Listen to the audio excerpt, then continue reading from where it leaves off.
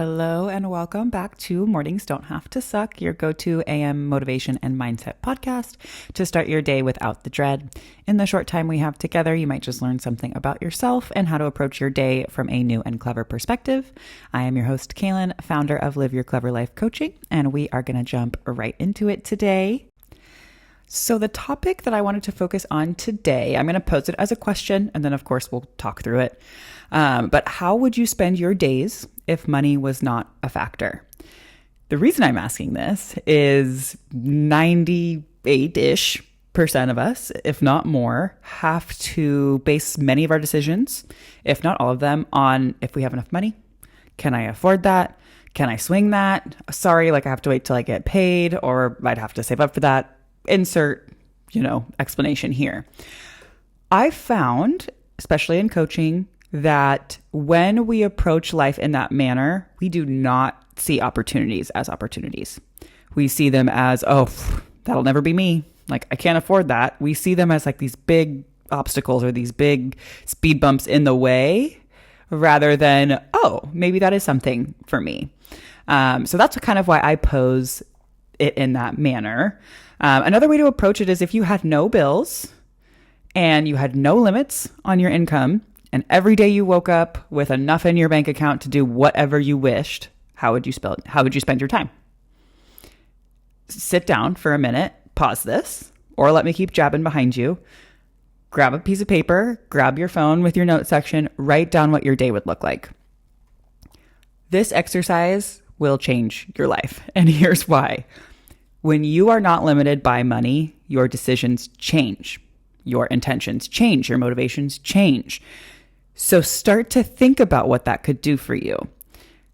I'll give you a couple examples.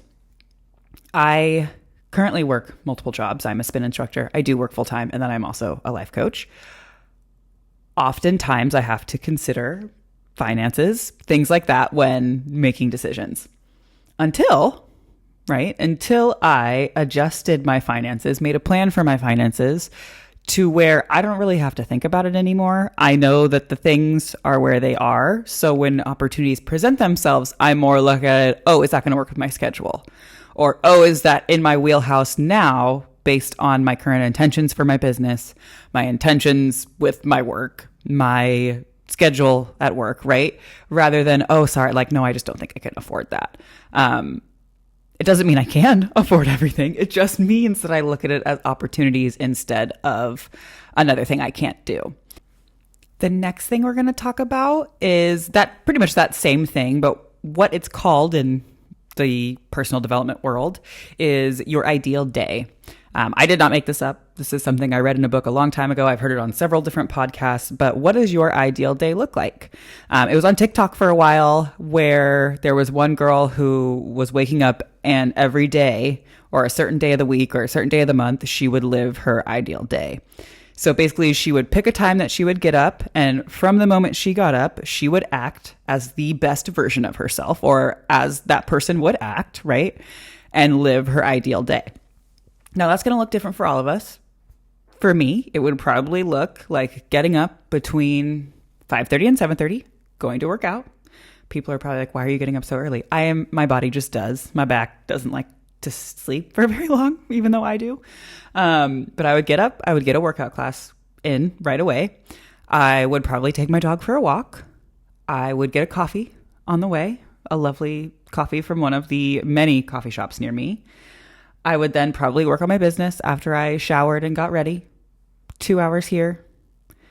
Go maybe hit a yoga class instead, just because I want to stretch. I want to exist comfortably in my body.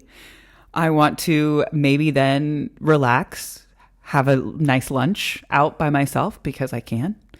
And then maybe I'd work a little bit more on my business after, and then spend the evening doing what I want. That might not be an exciting day to everyone, but being in control of what you do for every minute of every day is wonderful. It is freeing. It is something that none of us have ever felt. And if you have, praise, keep it going, share it, share that with someone. I implemented this in my own life and in my own regular schedule probably about 2-3 years ago, where at least quarterly, I try to do it monthly, but at least quarterly, I will live my ideal day, meaning I take a day off from work from my 9 to 5. I wake up and I live the day that I would live if money was not a factor and if I could just do whatever I wanted. Of course, my other ideal days might look different. So maybe I want to wake up in Italy one day and do that exact same thing. Same, right? So start to think about your life in those terms, because similar to manifestation, visualization, hard word to say for me apparently, but it does wonders up here. I was just watching a Mel Robbins video where she had a guest and he was talking about practicing visualization, oh my gosh, and manifestation, and the proper way to do it so that your subconscious is the one yearning for that thing as well. So you are doing the things that are getting you there without even realizing it. So practicing this and putting it in place in your regular schedule, chef's kiss, okay? I highly, highly recommend it. If you are not sure what I'm talking about or you need more context, Google Ideal Day. If you still have a Tickety Talk, go on TikTok, look at Ideal Day. I'm sure they have one on Instagram. I just haven't looked. It can, I should say, and it's not a guarantee because you have to believe it. You have to put the work in, you have to practice it, but it really can change the way you approach your life, the way you make your decisions, your intentions behind the way that you live, amongst many, many other things. So I highly recommend, again, either pausing this or letting me run in the background while you write some things down. How would you spend your time? What would your ideal day look like for you? And then pick your first day to put it in place. Maybe you're not able to take a day off to do it. That's okay. Pick a Saturday, pick a Sunday. If you're not a traditional 9 to 5er and your work days are off, pick a day that you do not have your requirements, right? And live the life that you would want to live. Now, wrapping up with ways to implement this, even if you can't do the full day, right? And let's say you're looking for ways to live like this more, regardless of your current financials, right? Our finances can change with the drop of a hat. We never really know what's happening. Pause and plug. If you need help with finances, I highly recommend Financial Feminist. Regardless of where you stand on the feminism spectrum, if you need help with money, she is your gal, okay? Covers it, everything under the sun about budgets, intentional purchases, intentional buying, intentional investing, all of it, highly recommend. But back to the point here is ways that you can live more freely and more focused on opportunities without worrying about the money factor. One ways you can do this and like push for it in other people's lives is, one thing I think that really gets us is the social aspect of spending money. We often will go and meet someone for drinks, or we'll meet someone for dinner, and 2 hours later you've spent $60 on drinks and food and all of these things when you could have probably stayed at home, made each other dinner, and done it for $10. So right there is a solution. Instead of going out to meet your friends, invite them over, make a meal together. You have more time to chat anyway. A bottle of wine is way cheaper from the store than it is at the restaurant. So little cheats like that go a long way. Let's say you want to catch up with someone, go for a walk instead. Yes, you could grab a coffee. Coffee's kind of getting expensive these days, I will say, but you could also make a coffee, invite them over make a coffee and then go for a walk. There are so many ways that you can minutely shift what you're doing and take away the expense. So something to think about. On top of that, another kind of way that you can do this is shifting your mindset around what opportunity looks like for you. Again, I kind of started this one with, we often base our decisions and our approaches to opportunities based on how much money we have, or if we can afford something, or if we can't afford something. So what if you just approached each opportunity for what it was? Don't worry about your current situation. Look at the opportunity. If it's intriguing to you, follow through on your curiosity. Then assess if it's something that you can do or not. I've gotten pushback on that from some people because they're like, well, why would I want to tempt myself with something I can't afford? Maybe you can't afford it right now. But then once you're exposed to it, once you understand the opportunity that is there, maybe that's something you could add into your budget or look into down the road. It's really That's the secret to opportunity, right? And looking at it and understanding it for what it is.